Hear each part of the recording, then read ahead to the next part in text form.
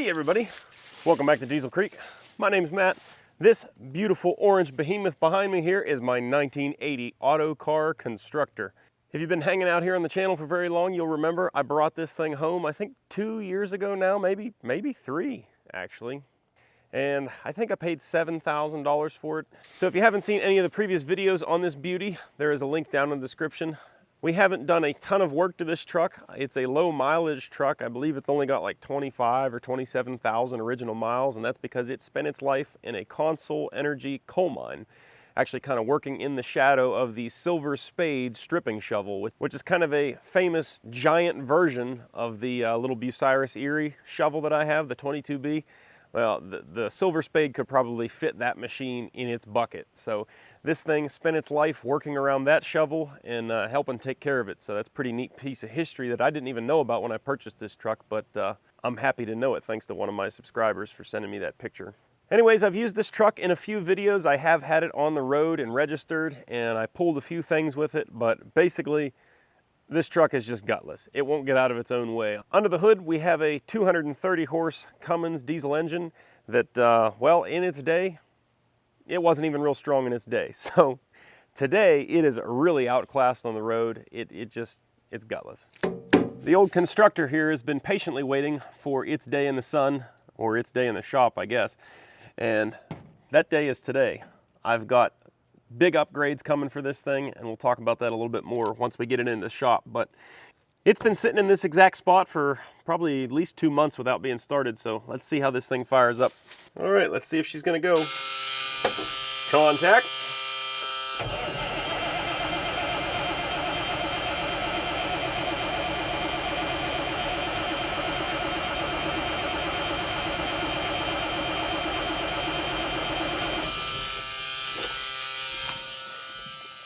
I guess we're gonna have to give her a little tickle of ether. So I guess one of the, well, many issues with this truck at this point is that it has some sort of a leak in the system where it seems like it loses fuel prime when it sets. Contact.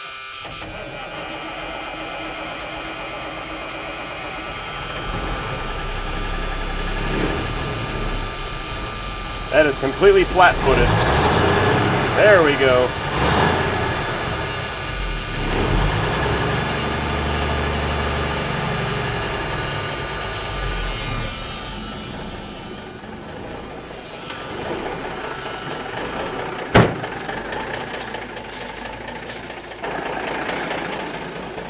Anyways, let's let this thing warm up and then we'll pull it into the shop.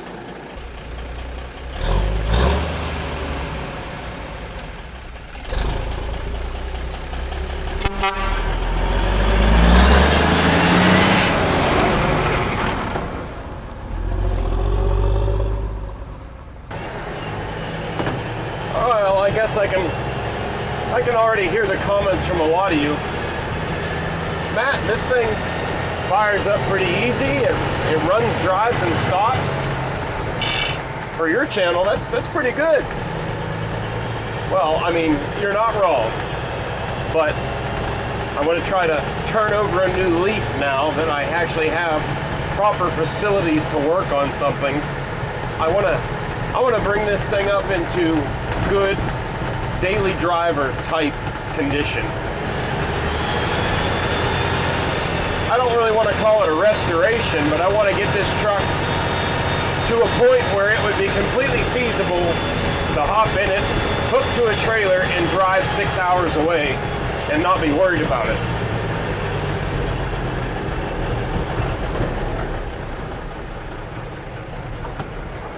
Stupid things like that. The little tab that's supposed to retain the visor is broken off. Has been since I got the truck. And do you think I fixed it? No. That's the kind of stuff that is going to get fixed before this thing sees the light of day again. Also, what you guys can't see, right behind you, I took the passenger side mirror off a couple weeks ago when I was moving one of my shipping containers around out here. That tree shouldn't have been there, really.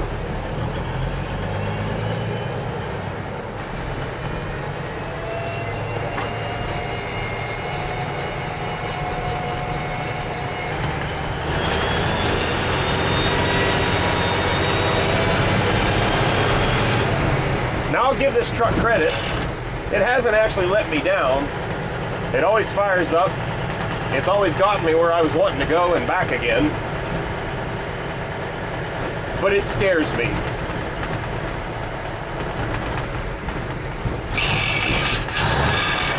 You can't find them, grind them.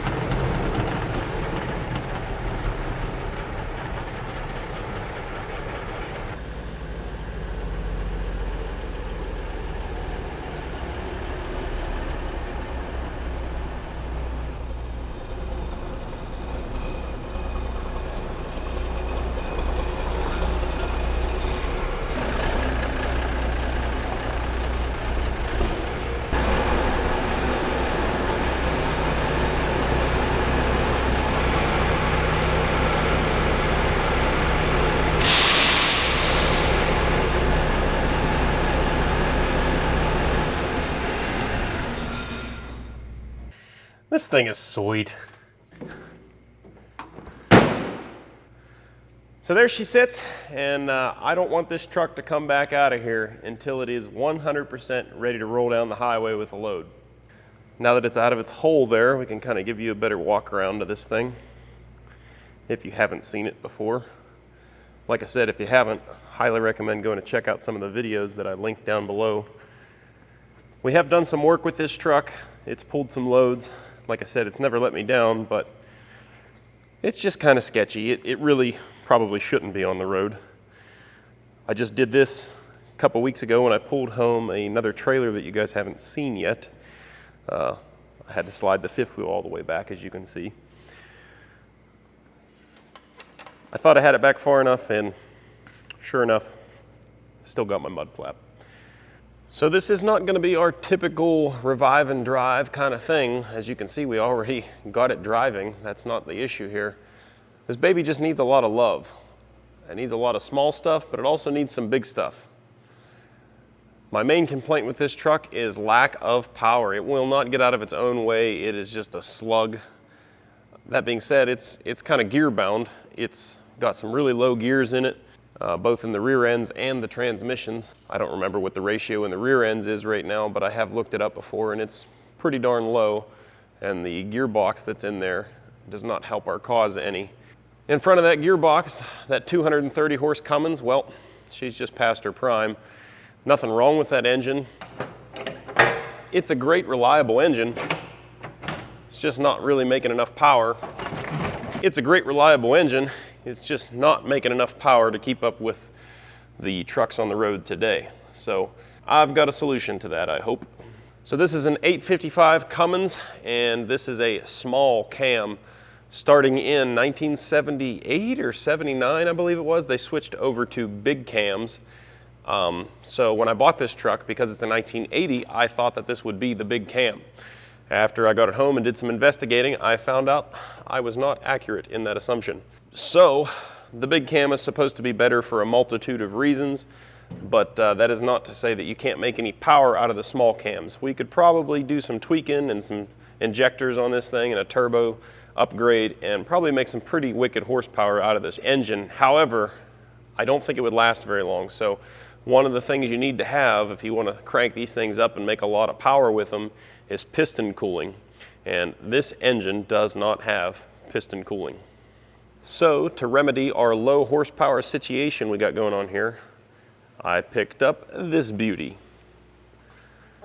So currently in the truck we have a 230 horsepower Cummins. To replace it, I picked up this 400 horsepower big cam Cummins.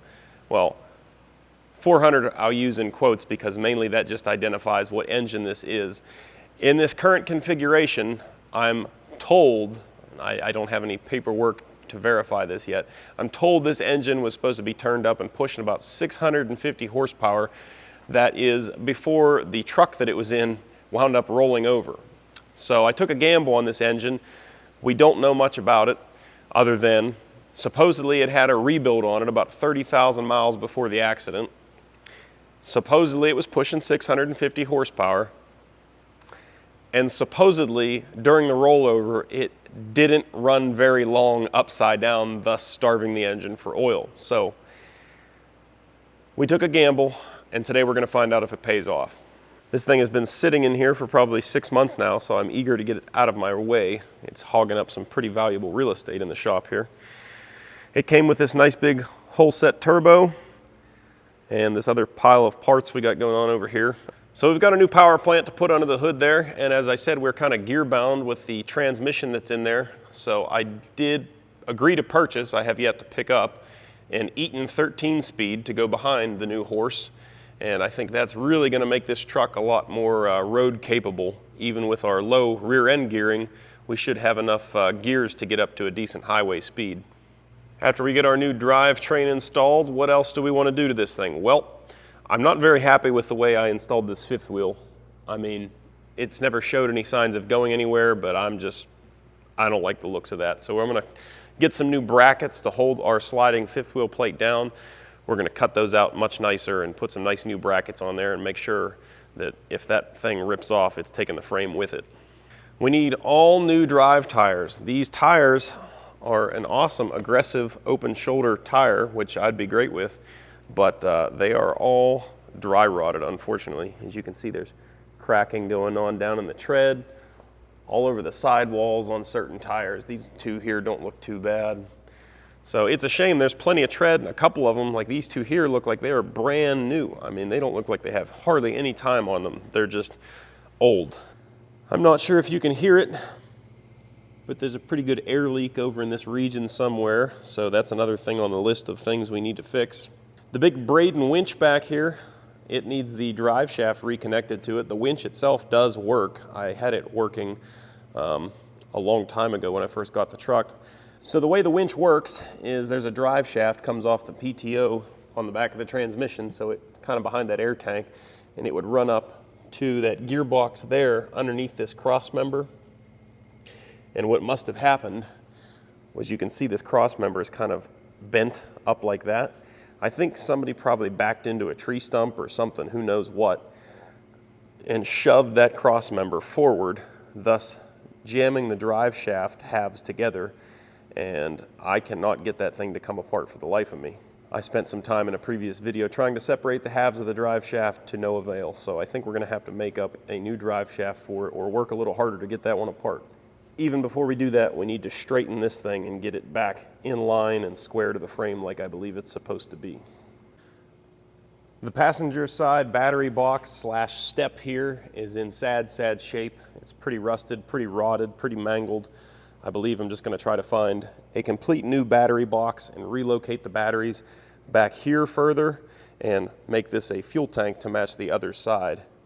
Once we get the new engine and transmission into the truck, I would like to add a wet line kit to run a lowboy or anything else that may require it, since that's primarily what this tractor is going to be used for, is pulling a lowboy in the future.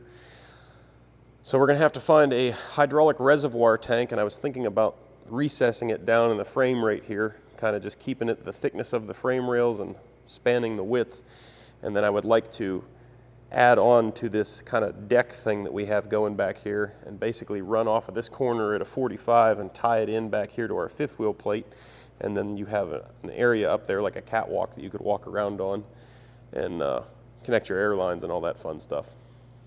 In addition to all that stuff, we've got an input seal leaking right there on the forward rear end. It looks like both rear ends actually have input seals leaking, so we'll have to do both of those. There's a wheel seal over here on the passenger side rear that's leaking. I already did the driver's side rear on this axle, and the front axle doesn't appear to be leaking at all. In the cab, we have other issues. The seat looks like that dog from Turner and Hooch got a hold of it and shredded it. So I have another seat in a parts truck that I'm gonna throw into here. Hopefully give us a much comfier ride for those long trips. The upholstery in here in the cab, it's not great, but it's not terrible. I'm gonna keep running it. Probably just need to get some new upholstery things. Probably just need to do some fixing on it and get it suspended better. I've pulled this down out of here before, and mice had made a nest up on top of there, so maybe I'll do that again, make sure there's nothing in there before I fix it up right and try to rodent-proof this cab. Stupid little stuff that's bothering me, that glove box has never stayed shut. I had it taped for a while, and then the tape even let go. The visor, it swings around all over the place. It doesn't stay put. There's an air leak with our, there's an air leak in the dash behind our park brake release knob there, so we'll have to fix that. I have a new throttle cable that somebody sent me for the fixed throttle. We need to put that on. And I am certain that as we work on this truck, we're going to continue to find more and more things that need some love. So after all the mechanical work is said and done, I would like to sand this thing down and give it a nice fresh paint job. So still working out color scheme and everything, but I believe we're going to keep orange on most everything. Just going to have some black accents. So orange and black, I think that's going to turn out looking really good.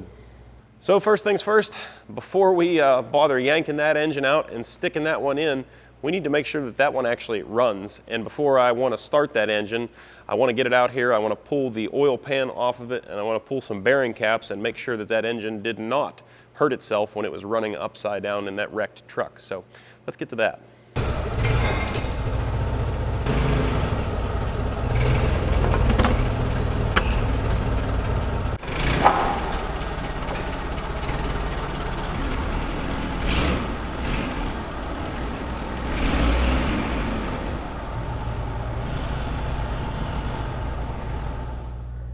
Well, it's time to tear into this thing. All right, well, I kind of bought this engine in a haste. I don't remember if I mentioned that before. Basically, I think the guy was getting several offers for this thing at the same time that I was trying to buy it. And it was about a 2.5 hour drive to go get it. So by the time I got there, I wasn't playing around. I drove 2.5 hours and buying the thing. So I really didn't look at it. I did verify that it was not completely locked up. I was able to get it to turn a little bit, and I said, good enough, throw it on the trailer. So I've never even seen this thing make a full 360, so I guess we should probably start there. I've got some marks on the crankshaft down there and on this pulley up here so you guys can see it turning. We're going to get it to do at least a couple 360s, make sure that there's no major engine damage. It's definitely got some compression. There's one 360. Oh, yep, that's compression. Oh my goodness. 2, we'll go for one more just to verify. All right, well there we go. It spins over just fine. No tight spots other than the compression, but that's to be expected. You want that. I guess that's our first box checked. The next thing I want to do, like I said, is pull the oil pan off and have a look at the bottom end, make sure it didn't starve for oil when the truck that this came out of was in a wreck.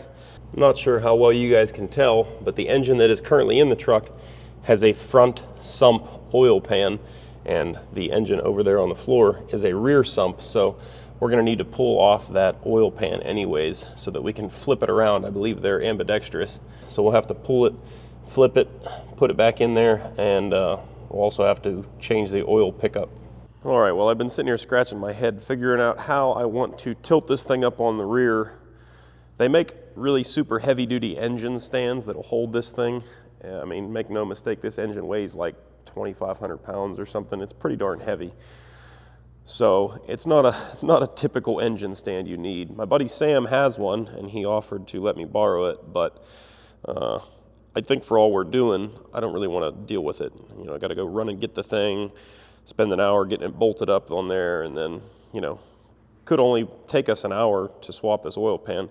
And if it stands up on the rear, it'll do everything I need it to do. The only issue is standing it up on the rear without potentially dropping it. So I've come up with the best game plan I can, and we're just going to go for it at this point. I'm going to come in with a forklift, grab those existing motor mounts on the rear, just enough so that it can kind of roll on the forks and keep the engine stable from leaning side to side. And then I'm going to pick up from the bottom motor mount here and start to lift it.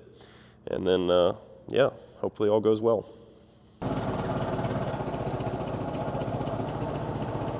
Pretty good chance that once we get into that oil pan, things are going to get messy. So I've got these big pig mats I keep forgetting I have. Gonna bust them out, put them to good use finally. I guess now we just need another lifting device.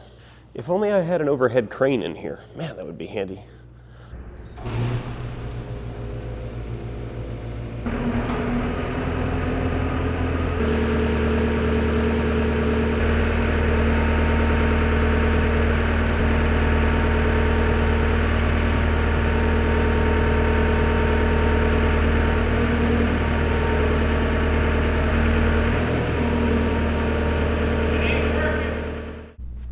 All right, I think the concept is sound here, but the problem I'm having now is the fork is binding up on this bolt.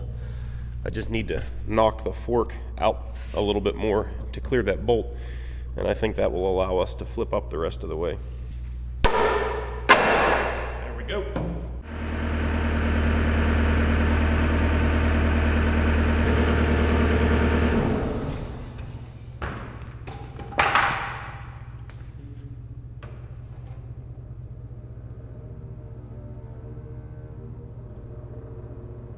Well, it's sketchy, but it's working.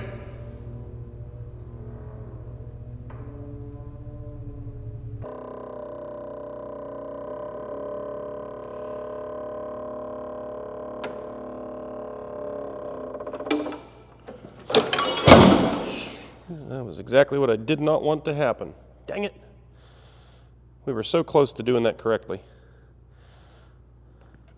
I probably don't have enough counterweight here to flip this thing back. Nope. Another embarrassing moment caught on film. What do we do now?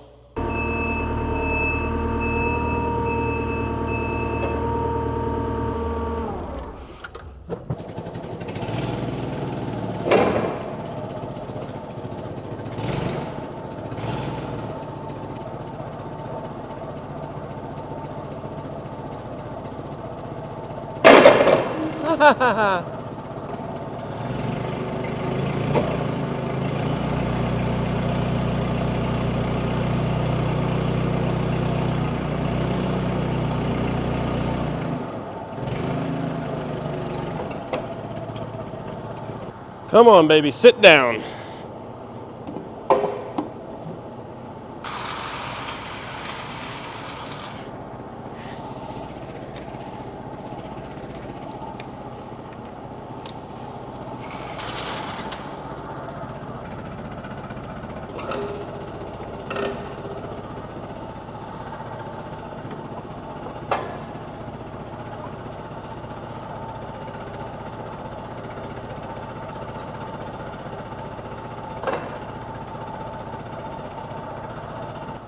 That definitely could have gone better, but it also could have gone much worse.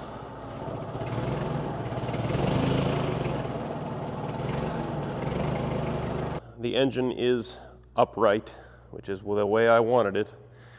But we're paid up on our stupid tax.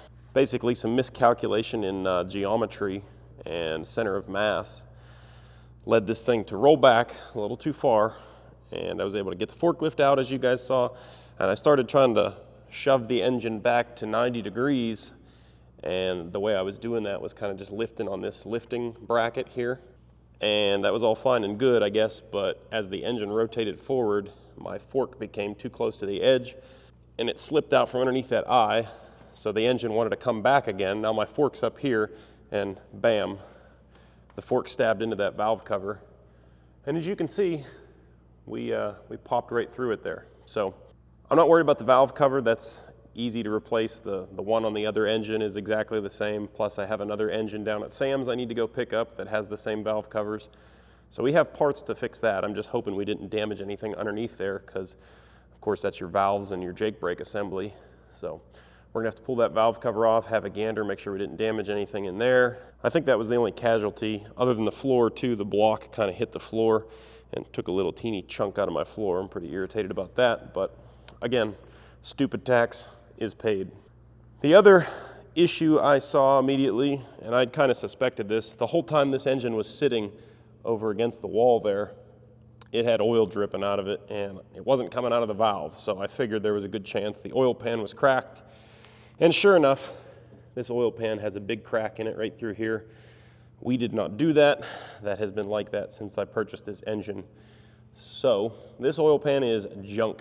We're gonna have to find a different one. I think the oil pan from that engine would work on here, but I'm not positive. These are both 855 blocks, but this block is an updated version since it's the big cam and much newer.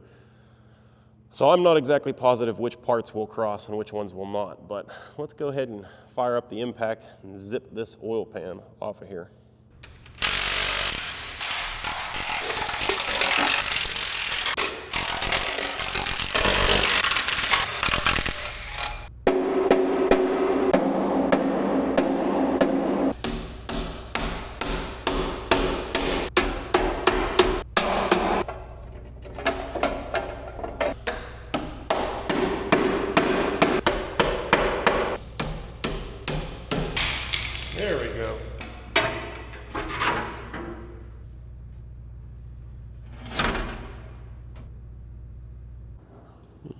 righty. Good news, boys. Everything looks really good in here. And you can even see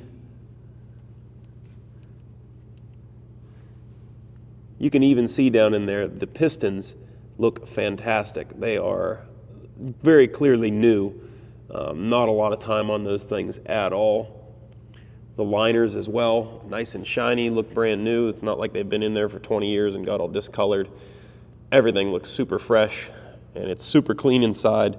I don't see any kind of sludge or dirt. There is a teeny little bit of sludge down here at the bottom of the pan, but that's kind of to be expected. After an engine rebuild, you're going to have a little bit of break-in material, I would say. I mean, I'm no professional engine builder, but I don't think there's anything in here excessive. I mean, it's very, very small compared to some engines I've torn down before in the past.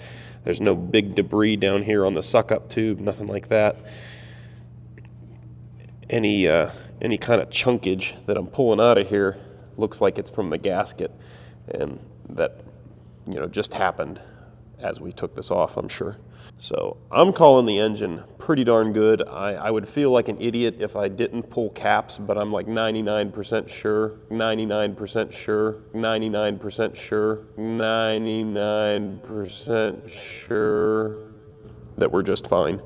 I really don't need to, but we're here and we should do it. All right, we're gonna go ahead and get the rod cap first. I'm gonna back that torque off evenly. I don't think we could do any damage by not backing it off evenly, but what the hey, it only takes an extra second to be extra careful. Pretty good chunk of change to rebuild an engine like this, so somebody sunk a lot of money into this thing before they rolled their truck over. Oh yeah, these bearings look beautiful in here. No scoring to speak of at all. Look at that bearing. You can tell there is very little time on this engine. That thing barely even broke in.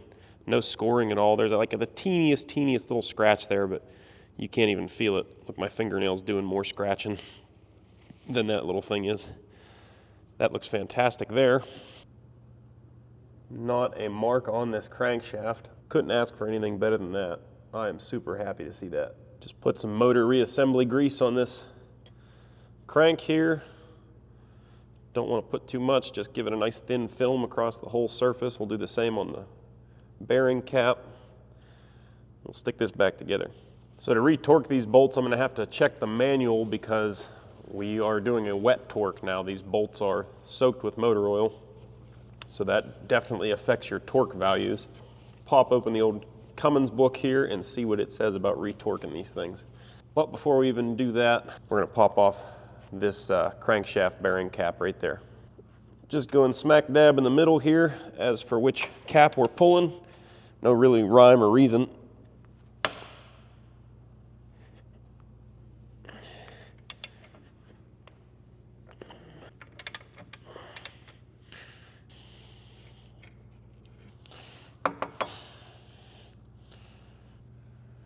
Well, that's interesting. The bearing here did not come off with the cap. They usually do. I don't know if that's good or bad. Didn't really want that to happen. Ooh, that's not the best. So I think we got something potentially going wrong with the main bearings here. I'm glad we pulled this. See that? That doesn't really look like a wear pattern you want to see. It's got some grooving in it. It's got some pitting even. Yeah, that's not good. The crank itself doesn't seem terrible. It's got some light, very light grooving going on.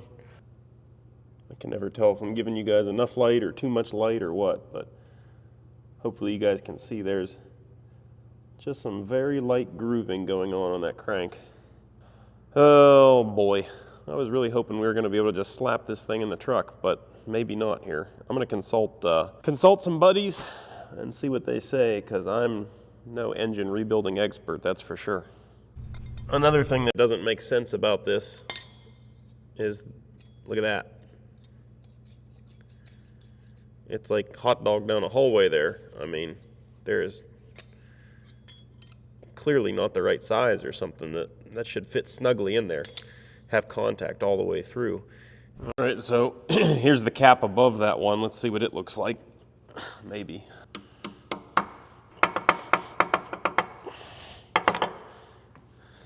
All right, this one looks a lot better. This one looks like I would expect it to look like. It looks good. See, the bearing actually seats down in the cap. It came out with the cap, fits snugly in there. You can see as well as on this one, on this cap, as well as that last one we pulled, there's fresh hone marks in here, so it's been machined, but that bearing fits down in the cap very nicely. Fits like you would expect. Bearing surface itself looks good. It's got very little wear on it. I would say that's got plenty of life left in it, but what is this? It feels pitted over here, which I think is weird. Why would that be pitted like that? I'm looking at it now. These little, what feel like pits to your finger are actually deposits of metal coming from probably the crankshaft. That is not ideal. I was really hoping we weren't going to have to rebuild this engine, but well, you know what they say. Crap in one hand, hope in the other. See which one fills up faster. This journal of the crankshaft does look much better though. If you run your fingernail on the journal, you can feel just a teeny little bit of grooving going on. It's got some wear, but not terrible. I'm guessing, at this point I'm just going to go out on a limb and guess that they just did an in-frame on this engine. They did not pull the crankshaft and check any of that stuff. I'm going to consult with some people that know a lot more about putting these engines together than I do and see what they have to say about it, but at this point I really can't see putting this engine in the truck with, bearings that look like this one. This one you could probably get away with it, but these ones, I don't know.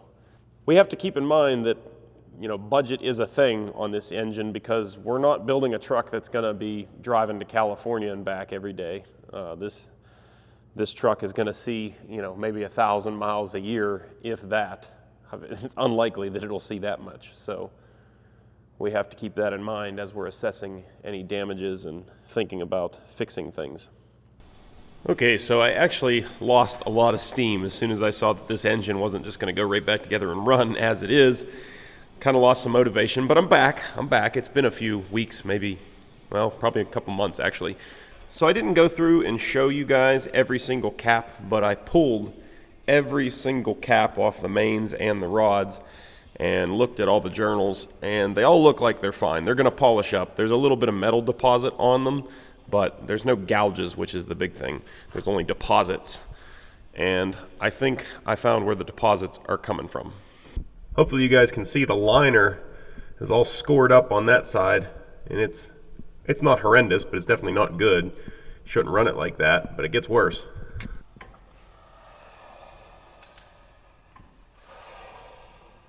So it was scored up on the left side there, but the right side of the bore, which you can see now there, is real bad. It's gouged up. There's definitely been a bunch of metal removed from that cylinder wall. There's other metal that's stuck back on the cylinder wall. It's a mess. But it's only number one that looks like that. All of the other 5 liners look virtually brand new. The guy that I bought this engine off of told me that supposedly it had around 30,000 miles on it when it was involved in a rollover, and they figured that this engine ran without oil when it was on its side or upside down, and I don't think he lied to me.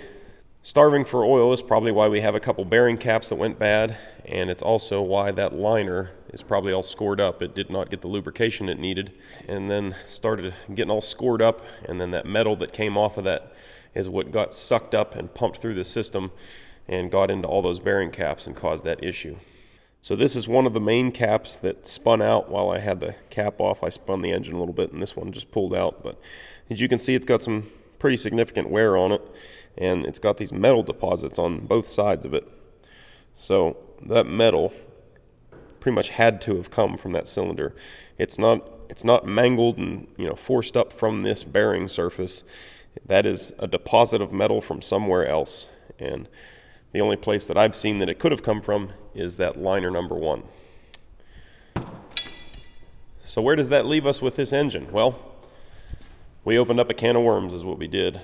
I was discussing things with my buddy Sam from Scrappy Industries there, and sounds like we're almost into a complete teardown. So because this is such a low mileage use truck, I thought about cheaping out and going just a brand new liner on number one with a set of rings, potentially a piston. We'd have to determine if it was damaged once we removed it.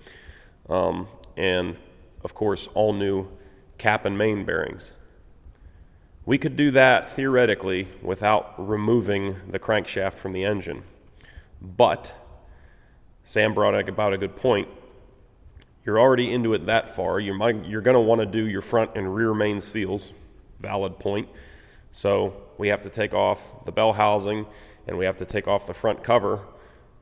At that point, it's not a whole lot more work to just go ahead and pull the other two heads off.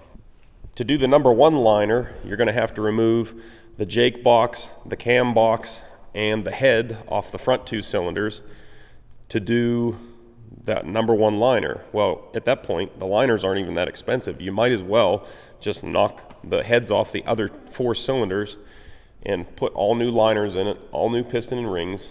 A complete overhaul kit for this engine is actually not that terrible. There's so many of these things out there. There's such good aftermarket support that they are fairly affordable to overhaul. So unfortunately, we're not going to be able to put this thing back together right now. In fact, we need to start tearing it further apart. All right, guys, well, I figure it's probably about time to wrap this one up here. So a bit of a bummer that that engine did not pan out the way I wanted it to, but it does kind of open the door to a fresh rebuild. So we're going to have to pull the heads off, going to have to knock out the liners, going to have to pull the crank out and see where we're at there. Not sure, might be able to get away with leaving the camshaft in it, but honestly, at that point, what's the purpose? So I did reach out to our friends over at Area Diesel Service already, and I think we're going to end up sending the pump over to them to get inspected, buy a new set of injectors from them, and probably end up sourcing the entire rebuild kit from them. They always take good care of us. They've got just about everything under the sun when it comes to working on diesel engines. So definitely stay tuned. We're going to be working on this thing a lot more in the very near future. I really want to get this thing done before spring, as I think I mentioned earlier in the video. I also thought it might be fun, just for giggles, if the injectors work in this engine. I think they will, but I'm not positive. If I can make the injectors out of this engine that we're working on today work in the engine that's still in the truck, well, we might be able to just play around and see how much power we can really get out of the small cam. I'm not going to run it long enough to damage anything because it's still a great engine. If I ever need this engine in the future for like a shovel or something, it could be a good repower for something like that. It is a low mileage engine. It just doesn't exactly have all the horsepower in the world that we're needing. Anyways, guys, I think that's it for now. So if you enjoyed this video, as always, do me a big favor, hit that thumbs up button down below the video. It really helps out the channel. It doesn't cost you guys a dime. If you would like to help support the channel in a little more direct way, head on over to dieselcreek.com. We have got some sweet new hoodies in stock over there. We changed our supplier for the hoodies. They are now a better, heavier quality, and I like them a lot better, so hopefully you guys will too. Hoodies, hats, t-shirts, and more over at the store. That's dieselcreek.com. Link is down in the description. Until the next time, guys, thanks for watching. Later.